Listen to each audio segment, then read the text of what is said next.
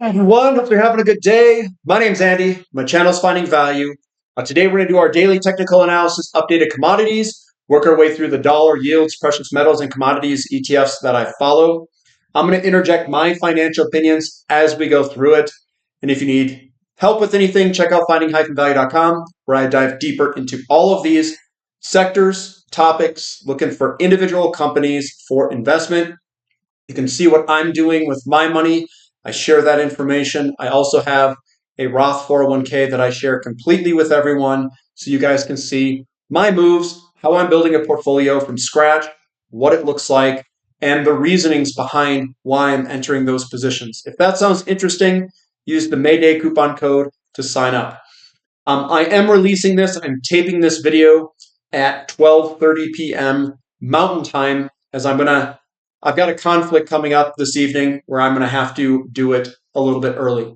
But you'll still get the overall big picture view of what's going on here today. So we're going to start with the dollar, the DXY, and we are launching higher in the dollar. Well, why is that? What's going on here? Well, the dollar's launched today. We've got yields that are drastically higher, and that is impacting some of the investments. I think it's probably done on purpose.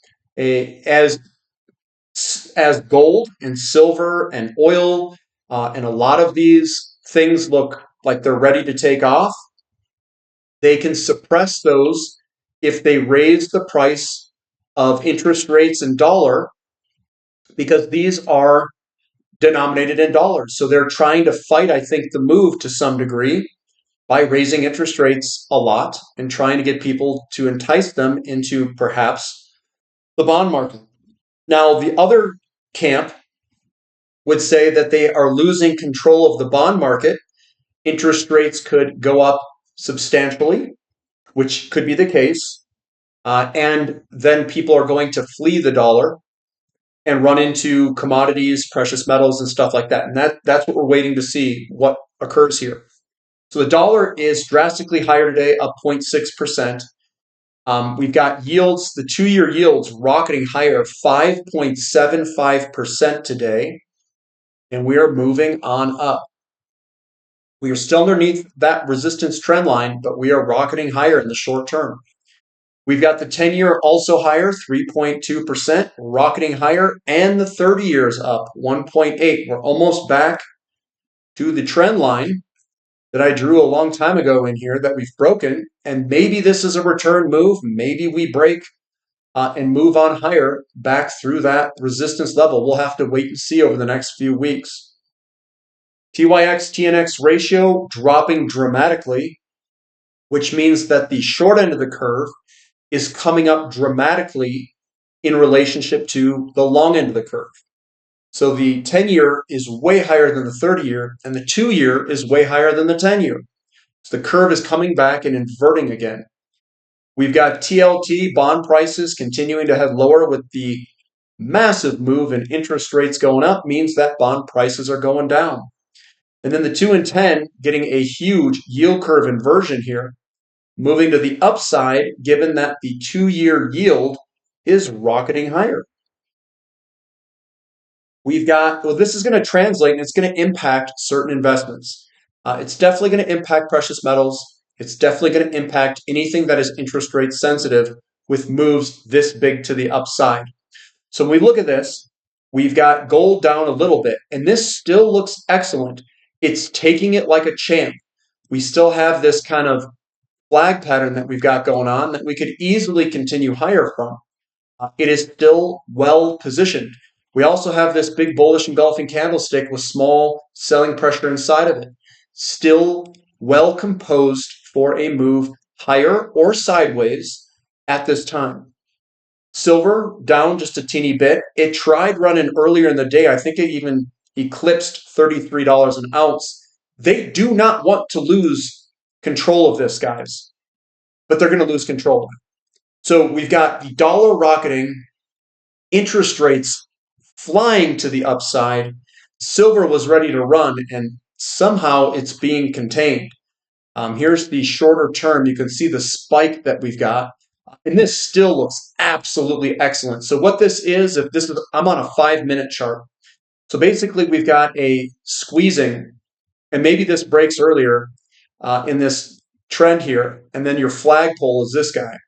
And it's ready to break to the upside. So this will probably, well, maybe it will finish strong today for silver, but that's what I'm seeing in the short 5-minute term. And this is, again, it would be 2:38 p.m. Eastern time that I'm recording this right this second. So that looks really good to continue higher. Platinum is still underneath its resistance line, down just a little bit, $4 an ounce. That will eventually work its way on up, I think. And palladium's down $1 per ounce, right at support.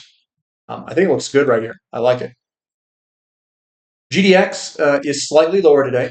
We've got GDXJ slightly higher and SILJ slightly higher. And I think it's just waiting for the precious metals to break.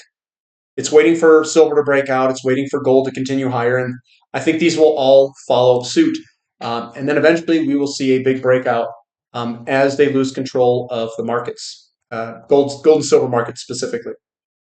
XAU to gold ratio, that is slightly lower. So we have a little bit of underperformance for XAU versus gold, but still looks good. We are at a very low level. We have these small selling pressure candlesticks, and we could very well break out. Now, what is one thing that could maybe cause some problems here? Well, maybe if gold goes sideways and oil starts to rip, maybe oil steals the thunder, and oil input costs for the mining companies impacts them for a little bit. That is a possibility. We've got oil. Oil's up 0.7, about 0.8% at this time. It looks like it's got a little bit of momentum loss throughout the day with that wick at the top, but still looks good. And we're back within the pattern. TTF gas up 2.15%, breaking out of its resistance level. Looking ready to move to the upside. Looks pretty strong. Longer term, looking good. Looking good. We've got natural gas down 4% in America, and we are still above support. That's that big support line going across there. We continue to zoom in, and it's just a small down candlestick at this time, and we could get a little bit of a retest on that support there. Boy, XOP, yeah, you know me, coming back into resistance. The resistance is this trend line coming on up, and we are tagging that trend line at the moment. We'd like to get above it and break above 145, 146 level. That's what we want to break. We've got OIH also a little bit higher. Not a strong day today, but it's still heading up a little bit, 0.55% at the current time, and still looks okay to continue higher. Newcastle coal futures up 5%, looking strong, feeling strong. Coal's gonna rip. Coal's looking good, so you get this, you get the decline, you get the, we'll call it the basing of it, and then I think we'll eventually work our way on up into this reflation environment. So that looks good. We've got Sprott Uranium Trust continuing to move higher, looking pretty good. Momentum's to the upside at this time. We've got uranium futures pricing slightly higher. It's continuing to work its way on up, looking good, feeling good. URA up about 2%, and it's continuing to work off this double bottom base, looking absolutely excellent. URNM also working up about 2%, and URNJ up a little over 2%. Off these double bottoms. So that looks good, and hopefully we can continue higher and the momentum keeps going. Copper's up 0.33%. A little bit of momentum loss with this wick at the top and a bearish engulfing there. We'll see if we get any downside selling pressure over the next week or two. COPX up 2%. That's holding on and looking pretty good. We've come off this base through here. There's your kind of base, and then worked and broke out of that trend line. Iron ore moving sideways, but still looks good. We're just doing a consolidation here, we're composed to move higher over time. And I think we do have a bigger pattern here, which is the 1, 2, 3, 4, 5, 6, 7, and then a potential mega rip in iron ore. Aluminum up 1%. We're at that resistance level. Can we break through it and get away from this resistance level that we are still at? I don't know. We'll find out over the next few weeks. I do think we'll break through it. That's what I think. Nickel up 3%. Looks like we're getting that double bottom. Yes, I'd be looking for opportunities. I would. Metal up 0.3%, and that looks fantastic from a longer term perspective to work its way on up from the breaking of the falling wedge and the support level that we were at and bouncing off of. Emerging markets are up despite huge dollar strength and huge interest rates increasing. So emerging markets, the momentum. So once the momentum gets generated, sometimes it's hard to stop and it will keep going. KRE also up about 2%, finding some support where we were on yesterday and coming back within the pattern. That pattern that I drew a long time ago. We've got TAN up a little bit, 0.7. Money is flowing in the markets. Lithium up about 3%. And guys, there's some companies that I got down here that are up like 40, 50% now. I mean, some ridiculous moves in this move here. REMX also up 2.3%, looking pretty good. Momentum continuing higher. Baltic Dry Index pulling back a little bit. But I do think eventually this will work its way on up. I'm looking at it from the higher lows that just continue to get printed here. So that looks good for an uptrend.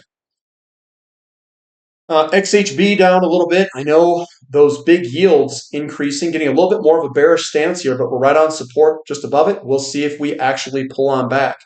Now, the interesting thing here is, what if interest rates go way up? I'm talking about way up, like 10% mortgage rates and stuff. That could impact the housing market to some degree.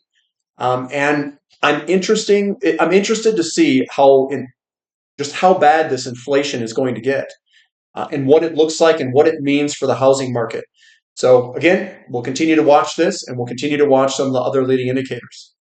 Russell 2000 up 1.2%, looking a little bit better today, still above support, still looks okay. We've got the S&P 500 up about 0.5%. It's holding on. Plunge protection team buying the shares that they need to. Same with the NASDAQ. Now, if you said that the NASDAQ was going to be rocketing today, 0.8% up, with interest rates up as much as they are, I would say, probably not. But, you got the PPT team coming in here. Yeah, we're going to be holding it up. We got elections coming, boys. We need to print money, hand it out to people coming to America illegally, and we got to buy up stocks in the stock market. SMCI down 0.5% or so. It's holding on, but it's within a bearish engulfing candlestick. So I would still say that this has some downside pressure still. We've got NVIDIA up 1.25%, right on support. We'll see if we can break through for NVIDIA. Although all the insiders in NVIDIA are dumping their shares at the fastest pace they've ever done before. Bitcoin up 2%, looking good, feeling good for Bitcoin. Still within this big flag pattern. Boom, boom, boom. It's a massive flag. And those generally break to the upside. And then Ethereum also up 3.2%. So this is a breakout, and then the retest move, and then we'll see if we can get some upside buying pressure here. So that's what I've got for today, guys. Give me a thumb up for the content. Subscribe to the channel. Subscribe to the website. Mayday coupon code. We've got a Sunday question and answer session coming up, 5 p.m. Mountain Time. If you want to ask me questions, I'll obviously go over some opportunities that are out there that I see, share my opinions quite freely with all the members there. So that's what I've got for today. So we'll catch you next time. This is Finding Value.